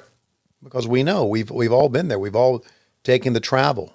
And I've never taken a bump, but I know I cannot believe how some of these guys can take a bump like they're taking and now take a 10-hour flight back home like they did. It's amazing, right?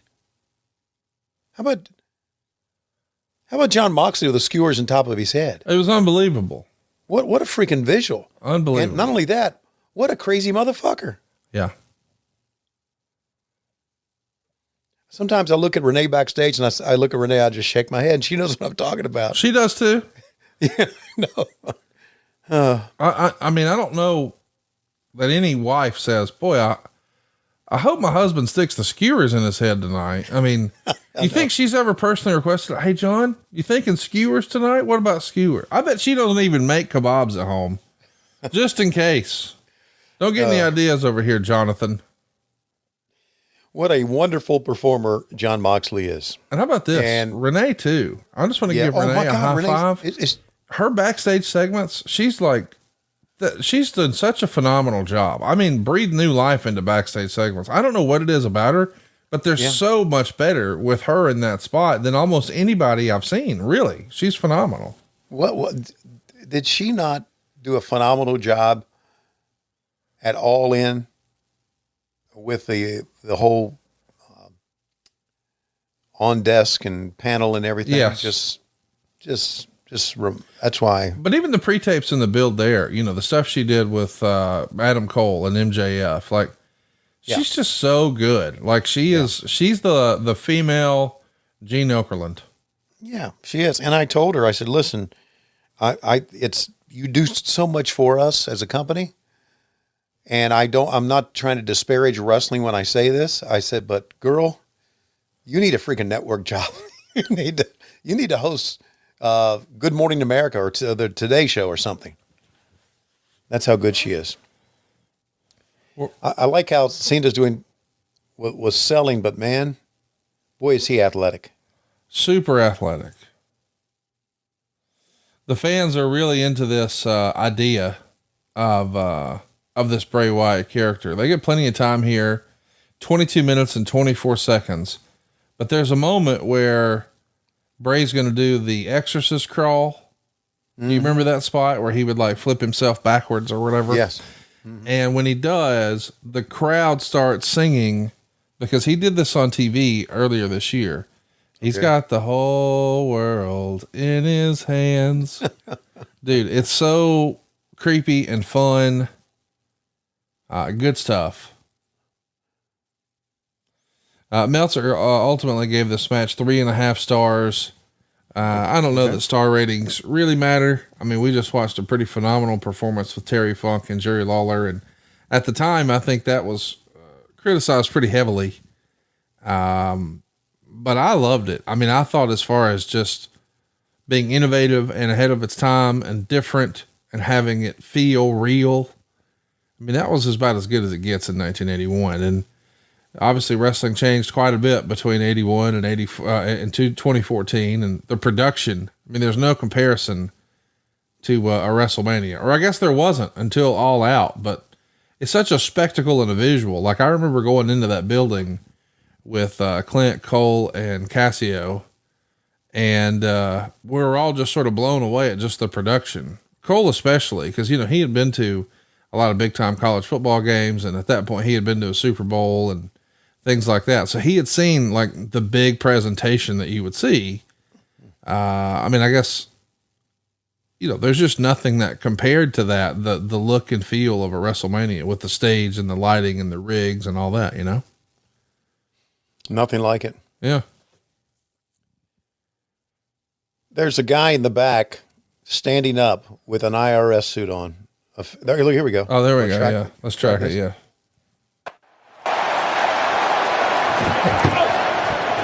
Now Rowan caused a distraction. Bray Wyatt planting Cena. Off that slight distraction by Eric Rowan. Cena was freaked out. Here's the cover by Wyatt. That's JBL. You're right. I don't know if it was distracted by Lawler. Eric Rowan. It was the scary sight of seeing Bray Wyatt. It looked like a giant spider. Have you ever seen Cena frozen like that?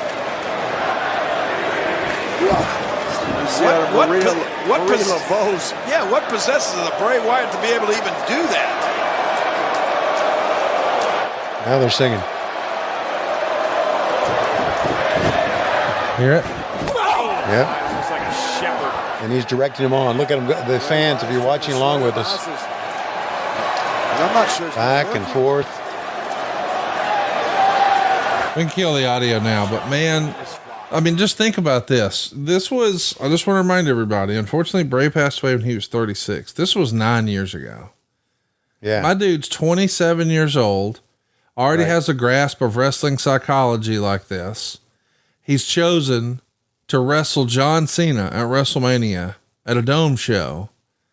This is rarefied air here, man. I'm so happy that he got this moment and this experience, and there should have been a lot more of these, but he was special, man. Getting to do this in his 20s. Goodness gracious. Yeah, as you could, unfortunately, again, at age 36, he had a lot of years ahead of him wrestling. There's no question. Yeah. No question. Let me ask you this, and fans have their own opinion. Can you compare this Bray Wyatt to the Firefly? What's the comparison here? I mean, they're both look at that move, man. Holy smokes. And a great false finish. Can you compare the two? Is there a comparison? One better than the other? For sure. Fans have their opinions, I know. Psychological games. I mean, in the end, it's the wrestling moves and matches are going to be similar, but it was all about, he's trying to play psychological warfare here with John Cena. Right. And, I guess if I was going to make a comparison, the Bray Wyatt character here, not to say there wasn't depth, but if this was 2D, The Fiend was just 3D. That's all. Okay. It's just a whole nother dimension, a whole nother level. Right. But it proves, cause let's be honest. They tried some stuff with Bray and not all of it was a hit. Some of it was just kind of maybe too weird. Like he wrestled Randy Orton at a WrestleMania one year and they projected cockroaches all over the green canvas. So as the guys were taking bumps, it looks like they were taking bumps on cockroaches. And then earlier this year, they had a WrestleMania Mountain Dew moment. So it's LA Knight and Bray Wyatt and it's sponsored by Mountain Dew and they got a pile of cash, but it was kind of weird. But that character lent itself to, hey man, you want to have a match in John Cena's mind? No problem. Can I do a little dance to the Saturday Night Main Event theme before we do? Wait, what? Yeah. And then we'll have John Cena come out and play air guitar with a big gold belt like he was Hulk Hogan in the NWO. Okay. They can try stuff. You and I saw him wrestle Braun Strowman in like a swamp match. Right. Also one of those cinematic type matches. And so I think that's cool that, Bray was really one of the first guys that allowed fans to color outside the lines. We could very easily sort of suspend our disbelief and go on a journey that maybe other wrestlers couldn't take us on. I guess what I'm trying to say is it's been said before. Hey, if almost anybody besides Mark Calloway gets the Undertaker, that character lasts like 18 months at best. Mm-hmm. But with his buy-in, Mark Calloway made the Undertaker last for decades. And I think Bray Wyatt had that same quality of, we're going to give some creative license here, some creative freedom here, and we'll follow along for you. We might not for other people, but we will for you. To me, that's, I think about some of the things that make the business work. And one of the things that makes the business work is being able to take a person, give them an idea and have them expand on that and make it their own. Yeah. And that's what you were talking about when it comes to the Undertaker. We so much use the input of the wrestlers on their own character and their own matches because they know what they're doing. Yeah. Now, not everybody knows what they're doing, but they know what they're doing. Now, when I say not everybody knows what they're doing, I'm thinking of the younger ones who haven't had the ring experience. That's right. But guys who have wrestled in a major venue like this, and the guys who have wrestled on the road, they know what works and what doesn't work. So they're not always right, but it's really important to have their input. It really is. And I've seen it work. I've seen it not work. How about that? Cena cool. Just does a flying press off the top rope to the floor. Eric Rowan and Brody Lee catching him down below, or Luke Harper at the time. My apologies. Eric Rowan very much feeling the void. I know now. He was there when we celebrated Brody Lee's life, and now he's lost another partner of his. And I know you don't make it your business normally to watch SmackDown, but they did a tribute show for Bray this past Friday night on SmackDown, and they did a great video montage that I would recommend, Tony, that you go out of your way to see, because WWE on some of their packages and things do a phenomenal job. They did that one in a day. They had one day to put it together, and it was just fabulous. But they opened the show with the entire roster out front. Of course, Triple H front and center. To his right, as I recall, it was Cody Rhodes. To his left, Eric Rowan. But Braun Strowman was there. Of course, he became the fourth member of this Wyatt family. And Braun, of course, is still under WWE contract. I don't think Eric Rowan is, but they brought him in for that little tribute. And yeah, man, who would have thought two of these guys gone so dang soon? Look at Cena just see again, deadlift. That's it's unbelievable the weight, but That's the story. If you saw, he wanted to slam those stairs on top of Bray Wyatt, but he just couldn't do it. And Bray Wyatt gets the upper hand as a result. Trying to make Cena do that heel turn that so many smart fans online have wanted for so long. We wanted to see that edge. We wanted to see him be the bad guy. And of course, when we saw Roman Reigns do it, man, they were off to the races. Boy, were they ever. John Cena never did, though. Good guy till the very end.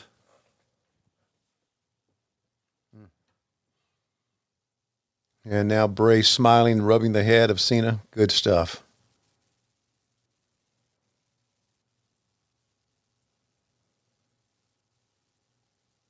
Just, again, another slice here, 2 of them that we've watched today that shows, here we go, 1, 2, and another great false finish. Another slice from 2 different eras that shows why we love this sport.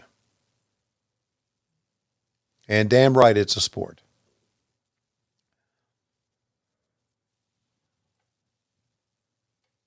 Oh, John Cone getting involved here, trying to get Eric Rowan out of there. Oh, big super kick from Luke Harper.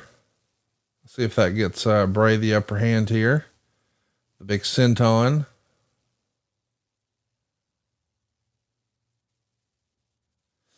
I liked how they got off the hard shot right there of Bray Wyatt's rear end. Yes.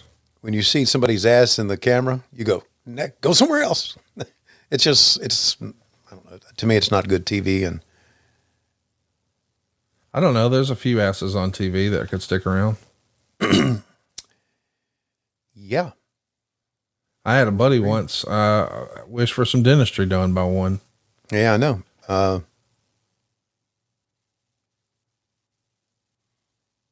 I love those signs. If so-and-so wins, we riot. How about that? A spear through the guardrail.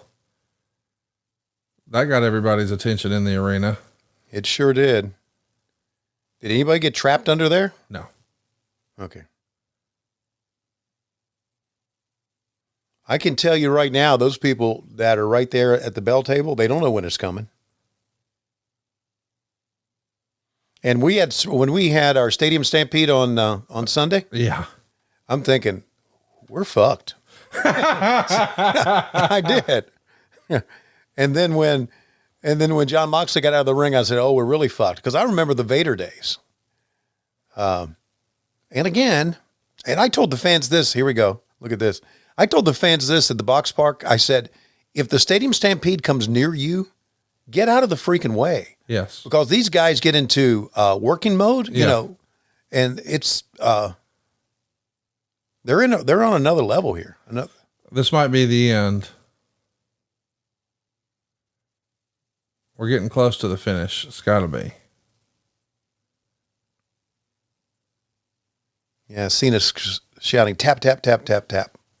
Good job. Bray makes the ropes, so it won't be the STFU. That's right. This was an attitude adjustment finish.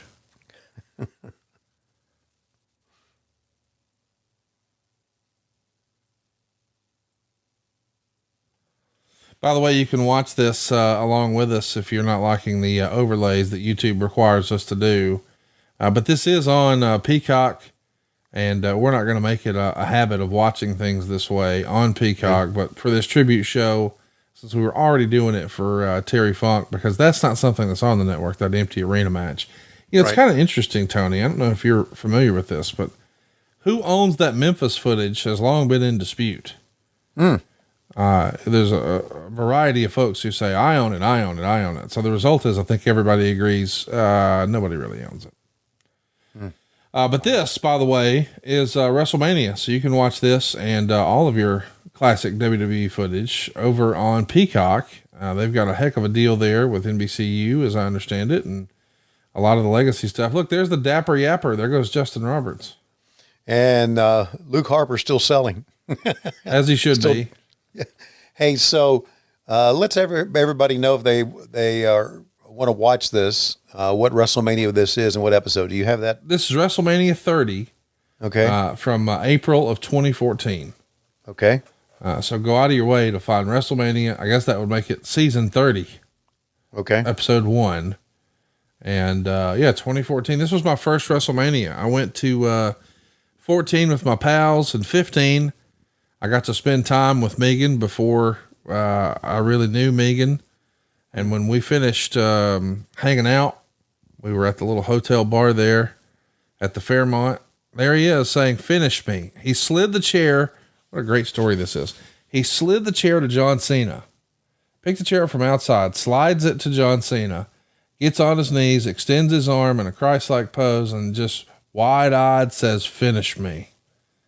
And look at the fans in the background swaying along. They're all in on this character, man. John picks up the chair. He's ready for it. Instead, he hits Eric Rowan, not Bray Wyatt. Bray with the schoolboy. Great false finish out of that. He's going for the Sister Abigail, or he's trying to set it up. He's got it ready.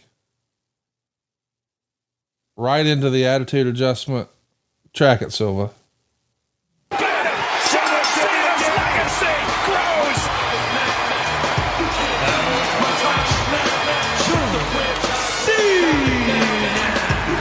I can tell you, John Cena almost crossed over to the dark side. Yeah, but the thing is, he did.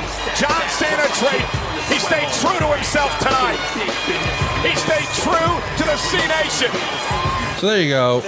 WrestleMania 30, a big moment for Bray, a huge moment for Bray. And you see Cena hugging a special fan in the front row right now, just totally decked out in John Cena gear. Just to connect the dots, Cena has made more Make-A-Wish moments happen for anyone in history, and for him to go out of his way to find a kid like that who's decked out in all of his gear, that's probably one of those kids who's going through a tough time. John Cena, real life good guy. Maybe you don't love his character or love his matches, but if you meet him in real life, you'll know he's the real deal, man. A superhuman being. Bigger than life. And also I need to say congratulations to Michael Cole with the line, "Cena's legacy grows." Yes. After the 1, 2, 3. Great job. Great line. Don't know if he had written that down, if he did that impromptu, if Vince fed him the line. Regardless, it's a great line. It is a great line. And it's probably because he knows how to start his day every day. That's the same way you and I do. With one delicious scoop of AG1, the daily foundational nutritional supplement that supports whole body health. You and I drink it literally every day, and you should too. If you want better gut health, you want a boost of energy, you want some more immune system support, maybe you hate taking pills or vitamins, or dude, maybe you just want a supplement that tastes great. Well, I drink AG1 every day, and I feel like I'm more productive at work. I mean, I have to admit, once upon a time, about 3 o'clock, maybe 3:30, I felt a crash. I had to take a little power nap. Not anymore. I've got more focus and more energy, more clarity. I'm more productive at work. My wife tells me she has better workouts. She can tell if she forgets on that rare occasion to take AG1 on her way to the gym. But this is for you. If you want to feel unstoppable and ready to take on your day and maybe feel like you're doing something good for your body, well, AG1 is that foundational nutritional supplement that delivers comprehensive nutrients to really support whole body health. Let me explain. It replaces your multivitamin, your probiotic, and more, and it's all in one simple drinkable habit. As a matter of fact, think of it as like a micro habit with macro benefits. It's a science-driven formulation of vitamins, probiotics, and whole food source nutrients. They've just raised the standard in the quality of the supplement category. And if you want to know exactly what's in this, let me explain. We got 75 different high-quality ingredients to give you all your key daily nutrients to support that energy and that focus and that strength and that clarity. You're setting yourself up for success when you start with one scoop of AG1. Think of it as like your all-in-one nutritional insurance. And if a comprehensive solution is what you need from your supplement routine, then try AG1 and get a free 1-year supply of vitamin D and 5 free AG1 travel packs with your first purchase. Just go to drinkag1.com/WHW. That's drinkag1.com/WHW. And Tony, I don't know what I expected today when we clicked record, but man, we got to talk about All Out, the biggest wrestling show in history. We got to talk about Terry Funk and Bray Wyatt. We got to watch 2 pretty special and important matches. And I can't believe this is real, man, but as folks are listening to this, you guys are back in Chicago, the spiritual home of All In and of StarCast and really of AEW. I mean, that first show, All In, was like proof of concept for AEW. And we're back where it all began at the Sears Center tonight. I guess now it's called the Now Arena. Tickets are on sale, AEWTIX.com. I'm going to be there very late tonight, pulling into town. I've got a cast of idiots with me again in an RV. What else is new? But you know, something that flew under the radar, you and I haven't talked about, I wanted to put on your radar. You know, I've become friends with, and we had him at Top Guy Weekend, and you've seen him a little bit every now and again over at adfreeshows.com. Remember Lash LaRue from WCW? Yeah. Well, he's back. I can't believe that's a thing, but he's gotten himself in incredible shape, and he's having a return match this weekend, his first match back against Joey Janela. How about that? Yeah. Wow. How about that? Well, you know, one of the things about wrestling is the idiots always pop up.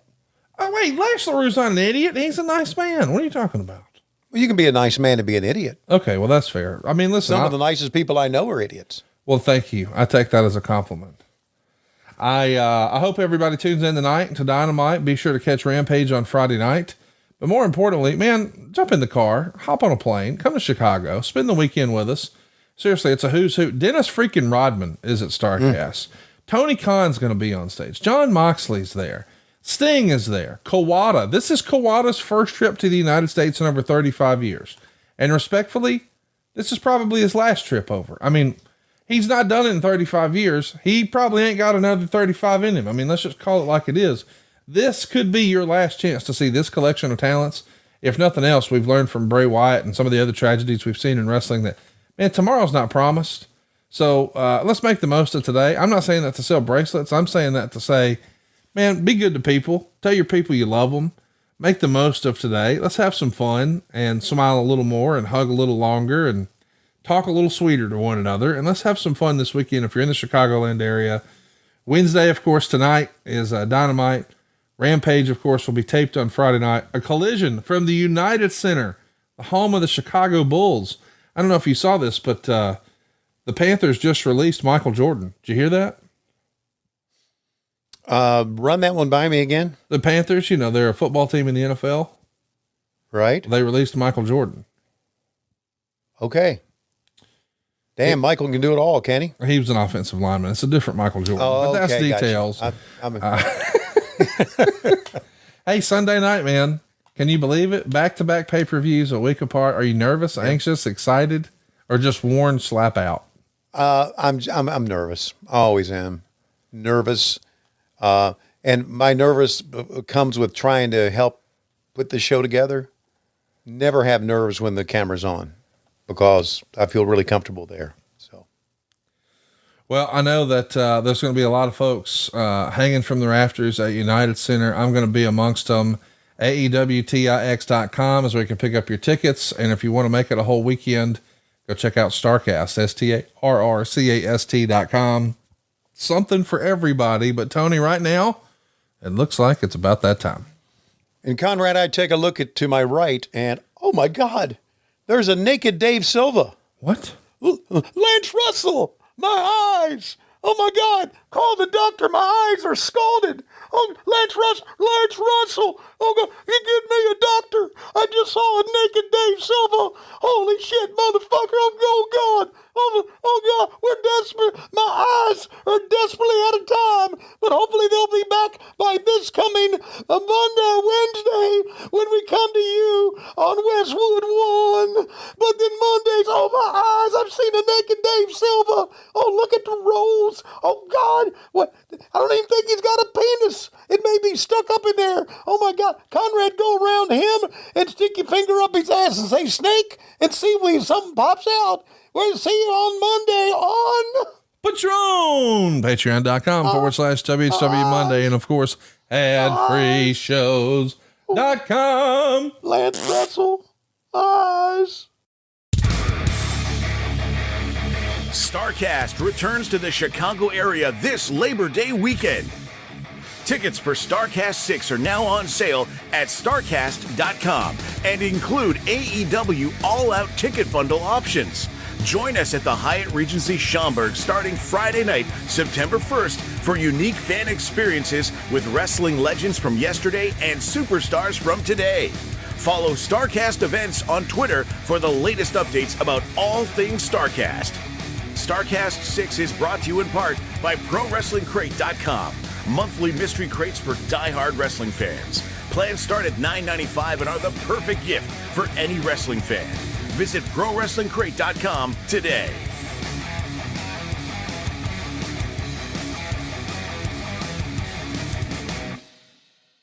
Hey guys, need to call a quick timeout here.